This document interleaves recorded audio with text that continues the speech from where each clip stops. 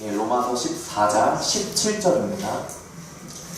다 찾으신 줄로 믿고 우리 한 목소리로 17절 우리 합독하도록 하겠습니다. 시작. 하나님의 나라는 먹는 것과 마시는 것이 아니요 오직 성령 안에서 의와 평강과 희락이라. 아멘. 많은 기독교인들이 신앙생활을 오래 한 기독교인일수록 한 가지 오해하고 있는 부분이 있는 것을 알 수가 있습니다. 흔히들 우리는 천국을 간다라고 생각을 합니다. 그래서 우리는 종종 같은 신앙을 가진 사람들에게 이렇게 고백합니다. 우리 나중에 죽어서 천국에서 꼭 보자.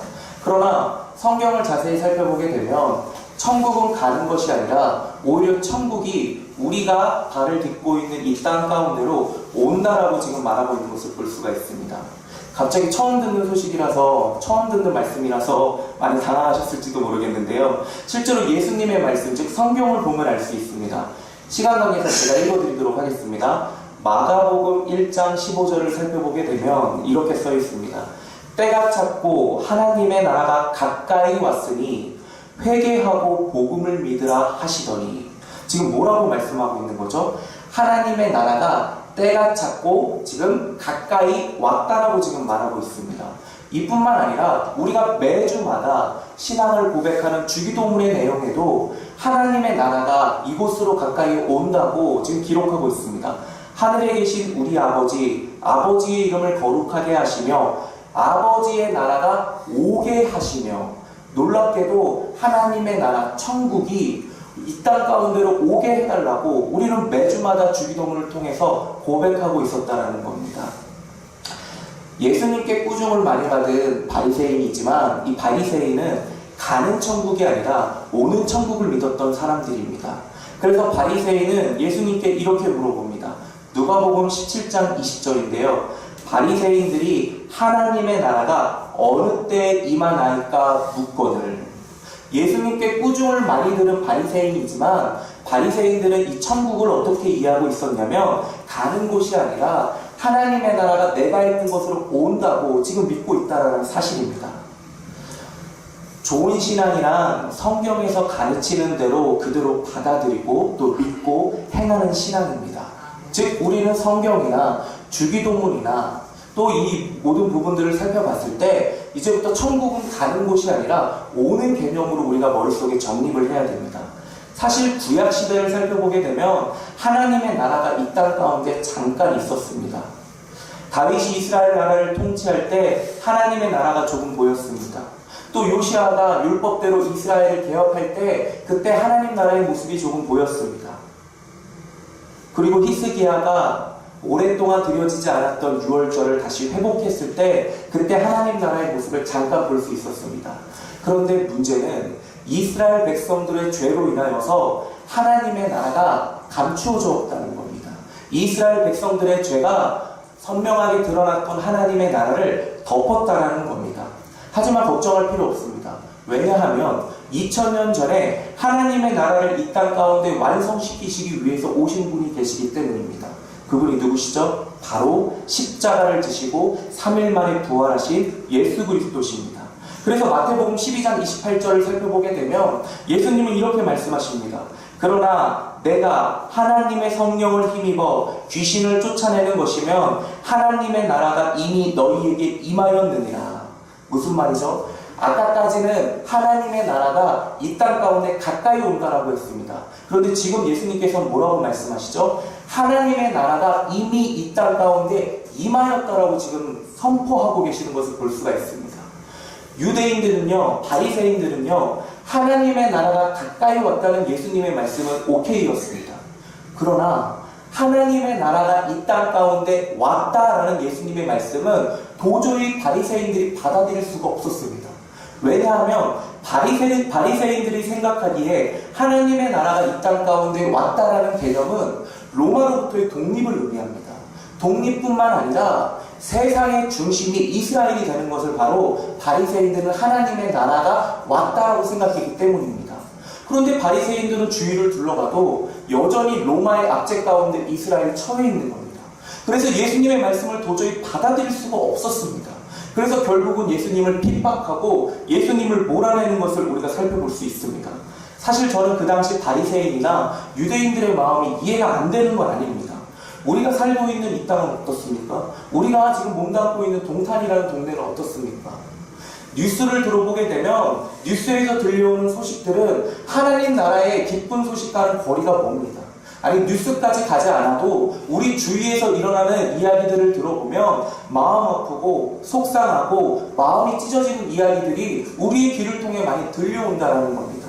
그런데 분명히 성경에서는 예수님을 통하여서 하나님의 나라가 이 땅 가운데 도래했다고 분명히 말씀하고 계십니다. 그렇다면 우리는 이 역설적인 상황을 도대체 어떻게 이해해야 될까요?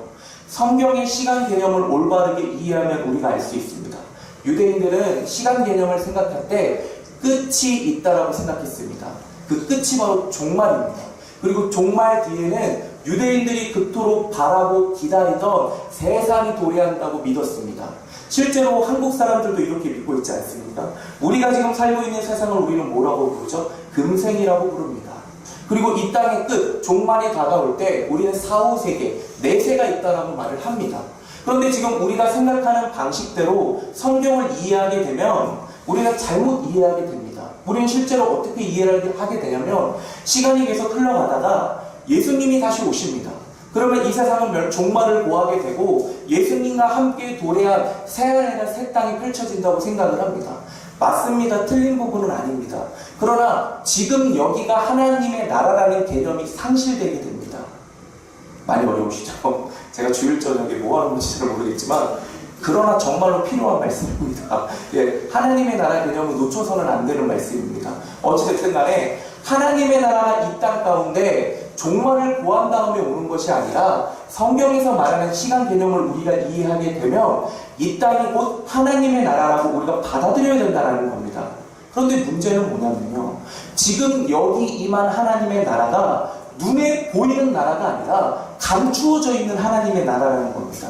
눈에 보이지 않는 하나님의 나라라는 겁니다.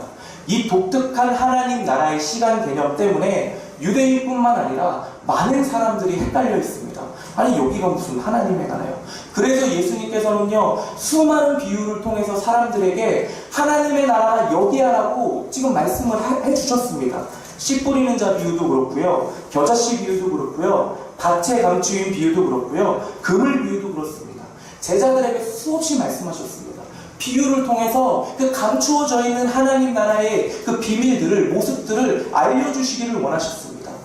그래도 제자들이 잘 이해하지를 못하자 예수님께서는 실제로 여기가 하나님의 나라야 라는 것을 알려주시기 위해 사역의 모습을 통하여서 하나님의 나라를 이제 보여주십니다. 예수님께서 뭐 하셨습니까? 병 고치셨습니다. 가시는 곳마다 병자들을 고쳐주셨습니다. 그리고 둘째 뭐 하셨습니까? 축기 사역을 펼치셨습니다. 예수님이 가시는 곳마다 귀신들이 전부 다 떠났습니다. 예수님은 그리고 병만 고쳐주실 뿐만 아니라 심지어는 죽은 사람도, 이미 생명이 떠난 그 시체밖에 남지 않은 그 사람도 다시 살려주시는 모습을 볼 수가 있습니다. 이 세 가지 모습을 통해서 예수님께서 보여주시고자 하는 하나님의 나라의 모습은 어떤 모습이었을까요? 첫째, 질병이 존재하지 않는 하나님의 나라입니다. 둘째, 죽음이 없는 하나님의 나라입니다. 셋째, 뭐였죠? 셋째, 귀신이 쫓아간다는 것은 어둠의 세력들이 발디딜 곳이 없는 곳이 바로 하나님의 나라입니다. 그런데 우리는 잘못 이해하고 있는 부분이 하나 있습니다. 예수님께서 귀신 쫓아주시고, 예수님께서 병 고쳐주시고, 또 예수님께서 죽은 자 살려주셨다고, 야, 교회 다니면 병 고침 받을 수 있어. 예수님이 병 고쳐주신 거 봐봐, 여기 성경에 써있지. 그러니까 교회 한번 다녀봐. 야, 귀신 들린 자 다 데려오라 그래. 예수님의 이름으로 물리치면 다 쫓겨나. 이렇게 오해를 하곤 합니다. 예수님께서는요, 병 고쳐주시기 위해서, 귀신 쫓기 위해서, 죽은 자 살려주시기 위해서 이 땅 가운데 오신 것이 아닙니다. 예수님께서 오신 목적은 뭐냐면 이 세 가지 모습을 통하여서 감추어져 있고 드러나져 있지 않고 비밀 속에 감추어져 있는 그 하나님 나라의 모습을 보여주시기 위해서 이 세 가지 일을 행하신 것을 우리가 살펴볼 수가 있습니다. 그리고 그 예수님께서 보여주신 그 하나님 나라의 모습, 감추어져 있는 그 하나님 나라의 모습은 언제 눈에 보이게 완벽하게 회복되냐면 바로 우리 예수님 다시 오실 때 분명하고 선명하게 우리가 도무지 거절할 수 없을 정도로 이 땅 가운데 완전하게 회복되는 것을 볼 수가 있습니다.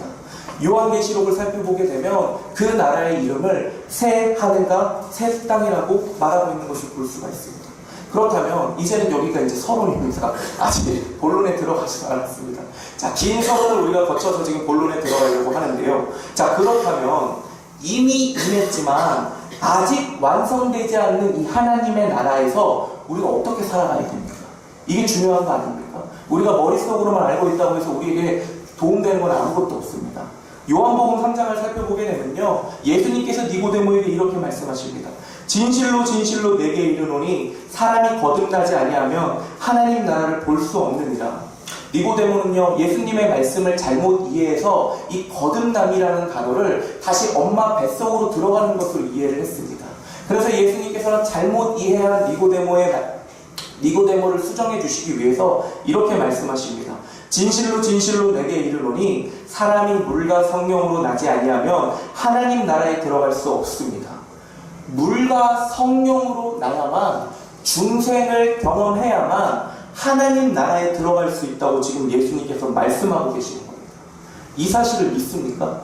여기에 앉아 계시는 우리 성도님들은 물과 성령으로 거듭나서 내가 하나님 나라의 백성이라는 사실을 지금 믿고 계십니까? 이를 위해서요, 예수님께서 골고다 언덕에 십자가를 지신 것을 볼 수가 있습니다. 원래 저희는 하나님의 나라에 들어갈 수가 없습니다. 하나님의 나라에는 음악 가득한 나라입니다. 그런데 예수님께서 우리를 하나님의 나라의 백성으로 불러주시고 삼아주시기 위해 십자가에서 죄가 요만큼도 없고 완전 무결하신 예수님께서 우리의 모든 죄를 전부 다 가지고 가셔서 십자가에서 살찢고 피 흘리심으로 우리의 죄의 문제를 완벽하게 해결해 주시는 것을 볼 수가 있습니다. 그렇다면 여기서 질문을 하나 더 드리도록 하겠습니다. 우리의 죄가 십자가에서 사해졌다고 해서 이제 하나님 나라의 백성이 될 수 있습니까? 음악 가득한 하나님 나라의 백성이 우리가 될 수 있습니까? 우린 지금까지 초등학교 수준의 신학적 지식만을 가지고 있었습니다. 우리가 예수님의 십자가로 인하여서 우리의 죄가 사해졌다고 해서 우리가 하나님 나라의 백성이 될 수 있는 건 아닙니다. 그럼 여기에 뭐가 필요한 걸까요? 바로 하나님 나라에 들어갈 수 있는 의가 필요합니다. 천주교는 이 의를 어떻게 채우려고 하냐면 끊임없는 선행을 통하여서 자기의 의를 채워 하나님께 인정받으려고 합니다. 그러나 우리 기독교에서, 우리 미랄교회에서 말하고 있는 이 의는 무엇이냐면 예수님께서 어렸을 때부터 십자가 지시기까지 율법의 1.1획도 빠짐없이 다 순종하시고 완성하신 그 의를 말하는 겁니다. 그런데 놀랍게도 예수님께서는 십자가를 지심으로 우리에게 죄사함의 은혜를 허락하여 주셨을 뿐만 아니라 우리에게 예수님께서 완성하신 그 율법의 의를 전가시켜 주셨다는 겁니다. 율법의 옷을, 그 완성의 의를 우리에게 옷 입혀 주셨다는 겁니다. 그래서 하나님께서는 우리를 바라보실 때 예수님께서 전가시켜진 그 의의 옷을 입고 있기 때문에 우리를 더 이상 죄인이라 하지 않으시고 의롭다고 칭한다는 겁니다. 그래서 하나님 나라의 백성으로 인정한다라는 사실입니다. 여기까지 좀 정리하도록 하겠습니다. 이미 왔지만 아직 완성되지 않는 그 하나님의 나라에서 우리는 하나님 나라의 백성이라는 사실을, 내가 하나님 나라의 국민이라는 이 사실을 우리가 확신하기 위해서는 두 가지를 믿어야 됩니다. 첫째, 예수님께서 십자가에 오르셔서 내 모든 죄의 문제를 해결해 주셨다. 우리에게는 더 이상 죄의 형벌이 조금도 남아있지 않다. 그리고 두 번째, 아까 말씀드린 대로 아무 대가 없이 예수님께서 우리에게 예수님께서 이루신 그 율법의 의를 전가시켜 주셨다. 이 두 가지를 믿는 것이 구원의 확신입니다. 이 두 가지를 믿는 것이 하나님 나라의 백성이구나, 내가 하나님 나라의 백성이구나 라는 확신이라는 사실입니다. 그런데요, 우리는 자꾸 이 사실을 잊어버립니다. 아니, 믿지 않으려고 하는 것 같아요. 자꾸 우리 고등부 친구들이 와서 저에게 물어봅니다. 목사님, 정말로 예수님께서 내 죄를 가져가셨나요? 진짜예요? 나에게 예수님의 의를 주셨다고요? 정말이에요? 그럼 제가 말합니다. 그래, 정말이야. 그럼 내 마음대로 살아도 되겠네요? 저 이미 의의 옷을 입고 저 이미 의인이 되었잖아요. 또 하나님 나라의 백성이 되었잖아요. 죄송하지만 이렇게 생각하시는 분은 하나님 나라의 백성이 되지 않았을 가능성이 굉장히 큽니다. 왜 그런 줄 아십니까? 우리가 정말 하나님 나라의 백성이라면 반드시 십자가를 경험한 사람들입니다. 성도님들 저보다 더 잘 아시겠지만 우리가 십자가에 직면하게 되면, 십자가에 풀리신 예수 그리스도 앞에 서게 되면 내가 마땅히 죽어야 되는 아무 소망도 없고 아무 희망도 없는 사형수와 같은 사람이 죄인이라는 것을 우리가 깨닫게 됩니다. 그런데 그 앞에서 마땅히 내가 죽어야 되는데, 마땅히 내가 십자가 위에 올라가서 내가 죄의 형벌을 받아야 되는데, 예수님께서 나 대신에 죽으시고 찔리시고 피 흘리셨다는 그 사실 때문에 우리 마음 가운데 감사함이 흘러넘칩니다. 이 감사함 때문에 우리가 마음대로 살 수가 없는 겁니다. 이 감사함 때문에 우리가 고민하게 된다는 겁니다. 내가 어떻게 살아야 되지? 내가 이 은혜를 어떻게 갚을 수 있지? 이게 있다면 하나님 나라의 백성이라는 사실입니다.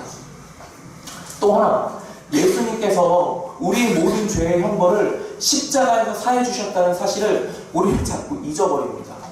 예를 한번 들어보겠습니다. 제가 새벽 예배를 나가야 되는데 너무 피곤해서 새벽 예배를 하루 빠졌습니다. 그런데 그날 아침에 출근했다가 퇴근하고 집에 가는 길에 사고가 났습니다. 그럼 제가 어떻게 생각을 할까요? 새벽 예배 빠져가지고 하나님께 벌 받았다. 그리고 작년 9월달에 제가 어떤 일이 있었냐면, 계단을 내려가다가 발을 접질러가지고 발목이 크게 다쳐서 인대가 상한 적이 있습니다.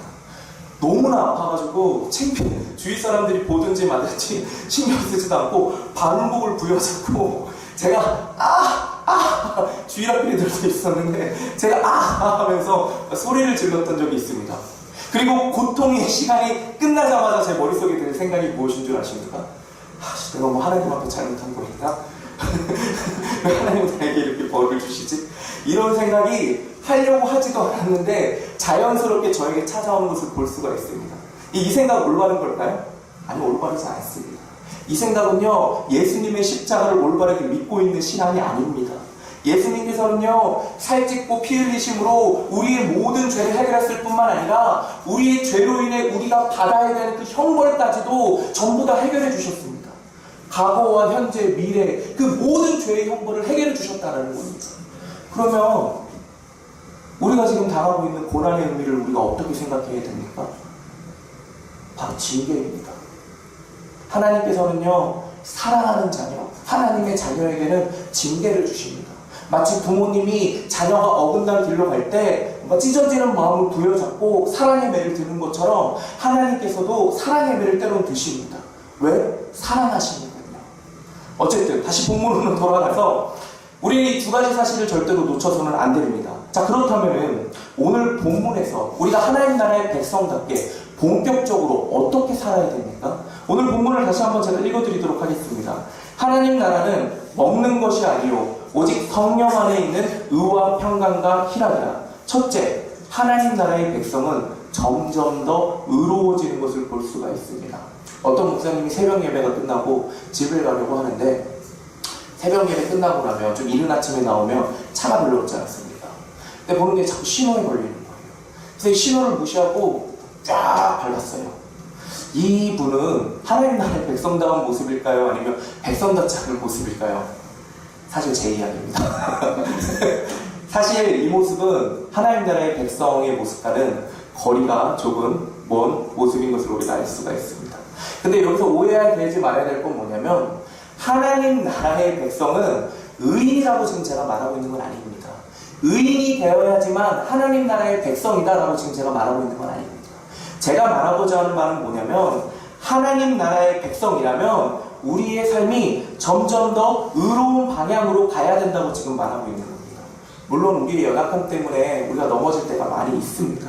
저는 넘어지는 것도 꾸짖는 것이 아닙니다. 제가 말씀드리고자 하는 바는 무엇이냐면, 우리의 연약함 때문에 넘어졌다 한다 할지라도 마음속에 찔림이 있고 다시 하나님 나라의 백성답게 살아가야지 라는 거룩한 의지가 있으면 된다는 겁니다. 시간이 흐르면 흐를수록, 신앙의 연수가 지나면 지날수록 우리 안에 하나님의 백성답게 살고자 하는 그 거룩한 의지가 있다면 그 사람은 하나님 나라의 백성이라는 사실입니다. 두 번째 열매는 평강입니다. 여기서부터 좀 제가 부담스러운 말씀을 많이 드립니다. 너무 이렇게 힘들어하지 마시고, 좀 부담스럽기는 하지만 하나님의 말씀이 성령의 감동대로 받아들이시면 됩니다. 어떤 나이 지긋하신 분이 지하철을 탔습니다. 그런데 젊은이들이 저쪽 한 구석에서 굉장히 시끄럽게 떠들고 있는 겁니다. 그래서 이 나이 지긋하신 분이 저 젊은이들을 향해서 이렇게 말했다고 합니다. 젊은이들 조용히 좀 해. 여기가 교회인 줄 알아? 참 가슴 아픈 말입니다. 교회는요, 의로운 방향으로 가야 될 뿐만 아니라 평화로운 방향으로도 가야 됩니다. 그렇다면 평화로운 방향으로 가려면 어떻게 해야 됩니까? 되게 상대방을 위해서 살아줘야 됩니다. 예수님께서 말씀하신 것처럼 오리를 가자 하면 십리를 가고 오륜밤을 맞으면 왼밤을 대주고 속옷을 달라면 겉옷을 주면 됩니다. 내가 손해보고 내가 양보하면 됩니다. 그러면 되게 평화가 찾아옵니다. 이 모습을 통해 세상 사람들은 하나님 나라의 모습을 봅니다. 가정 안에서도 마찬가지입니다. 이 가정의 평화가 이루어지려면 어떻게 해야 됩니까? 제가 결혼한 지 얼마 되진 않았지만 놀라운 진리를 하나 깨달았습니다. 아내에게 이기려고 하면 안 됩니다. 무조건 순종하면 됩니다. 그러면 가정 가운데 평화가 이루어지는 것을 우리가 볼 수가 있습니다. 부모님도 자녀의 요구대로 들어주려고 하면 되고, 자녀도 부모님의 기대치에 맞게끔 살아가려고 노력하면 됩니다. 그러면 그 가정 가운데 하나님의 나라, 하나님의 평화가 이루어지는 것을 볼 수가 있습니다. 여기까지만 하면 굉장히 부담스럽다고 말할지 모르겠습니다. 그런데요, 우리가 나누어지는 이 평화는요, 나로부터 오는 게 아니라, 또 내가 하는 이 양보나 희생은요, 나로부터 나오는 것이 아니라 이미 예수님께서 십자가에서 보여주신 것입니다. 그리고 십자가로부터 나를 통해서 나는 그 십자가로부터 받은 그 은혜와 그 십자가로 받은 그 양보를, 그 희생을 나는 그냥 흘려보내주면 되는 것입니다. 그리고 셋째는 뭐하냐면 바로 희락입니다. 기쁨입니다. 우리가 이렇게 양보하고 헌신하고 우리가 손해보고 이렇게 살아가면 우리가 좀 힘들어야 되지 않습니까? 그런데 이 하나님 나라의 백성들은 참 신기한 게 뭐냐면요, 행복합니다. 기쁩니다. 굉장히 역설적이죠. 아이러니하죠. 근데 이거는 경험해본 사람만 합니다. 권사님하고 장로님하고 신방을 가는데 권사님하고 장로님이 다 세신자의 비위를 맞춰줍니다. 비위를 다 맞춰줄 뿐만 아니라 웃으면서 하나하나 이야기도 다 들어주고 별로 웃긴 이야기 같지도 않은데 막 꼴꼴하면서 웃습니다. 근데 그 권사님하고 그 장로님이 무슨 의도가 있어서 그렇게 하는 것이 아니라 그분은 그게 행복한 거예요. 맞춰주고 본인의 감정을 양보하고 이게 행복한 거예요. 이게 하나님 나라의 백성이기 때문에 가능한 겁니다. A, B, C, D 네 사람이 있습니다. 그런데 이 A가 B를 자꾸 괴롭히는 겁니다.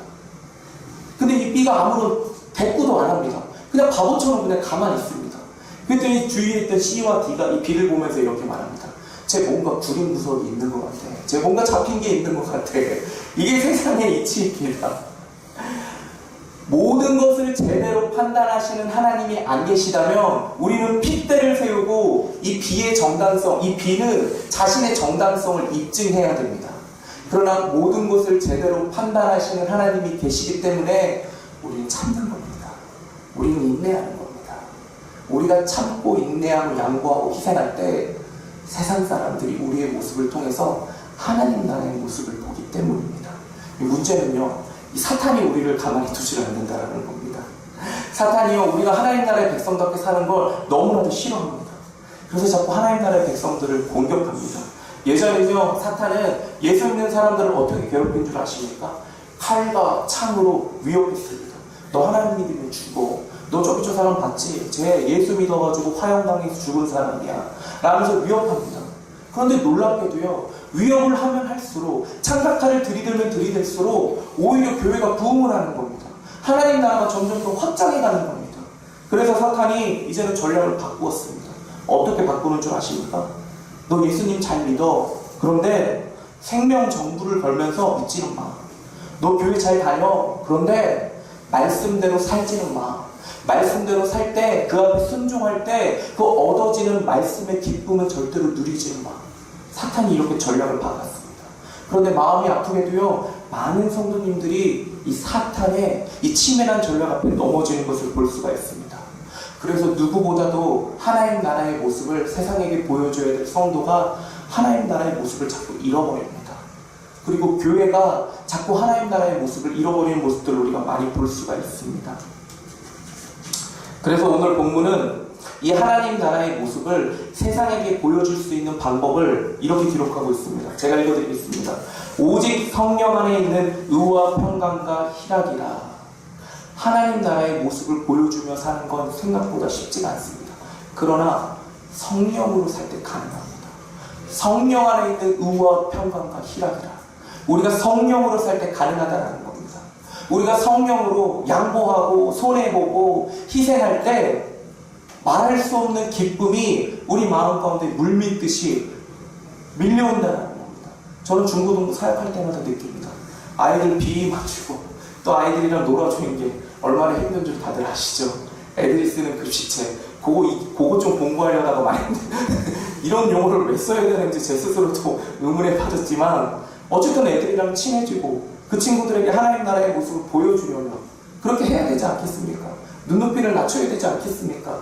그렇게 열심히 아이들이랑 맞춰주고 사역해서 집에서 이렇게 잠자리에 누우면 좀 회의감이 듭니다. 내가 지금 뭐 하고 있는 거지? 내가 지금 제대로 하고 있는 건가? 이런 생각이 듭니다. 그런데 그때 하나님께서 저를 위로해 주십니다. 한성희 목사 잘하고 있어. 그거야. 마음속에 하나님께서 주시는 그 위로로 하나님께서 주신 그 기쁨이 제 마음을 위로해 주는 것을 볼 수가 있습니다. 말씀을 맺도록 하겠습니다. 우리가 사는 이곳은요 하나님의 나라이지만 보이지 않은 하나님의 나라입니다. 그리고 우리는요 전적인 십자가의 공로로 하나님 나라의 백성이 된 사람들입니다. 그리고 우리가 성령님을 의지할 때 하나님 나라의 백성답게 우리는 살아갈 수가 있습니다. 그리고 하나님 나라는요 예수님 다시 오실 때 완성됩니다. 온전하게 우리가 딛고 있는 이 땅이 하나님의 영광만 가득한 새 하늘과 새 땅으로 변하게 될 것입니다. 우리는 그날을 바라보며 하나님 나라의 백성답게 살기 위하여 성경을 의지하며 몸부림치며 살아가는 겁니다. 그날의 그 영광스러운 그곳에 서 있을 내 모습을 기억하며 우리가 나아가는 것입니다. 그때 예수님 앞에 섰을 때 착하고 충성된 종아 내가 자그에게 충성하였도다. 내가 다 봤다. 내가 양보하고 너의 정당성을 주장하지 않는 거 내가 다 봤다. 우리의 눈물을 닦아주시고 때 묻은 옷을 벗기시며 거룩하신 흰 옷을 입혀주실 그 영광스러움에 우리의 전부가 달려있는 겁니다. 하나님 나라의 백성답게 성령을 의지하여서 세상 가운데 처한 직업의 상황 가운데 하나님 나라의 모습을 보여주며 살아가는 우리 성도님들이 되시길 원합니다. 기도하고 찬양하고 찬양 한 구절 우리 하도록 하겠습니다. 자, 어려운 설교 들려주시는 거에 많이 쓰셨습니다. 예.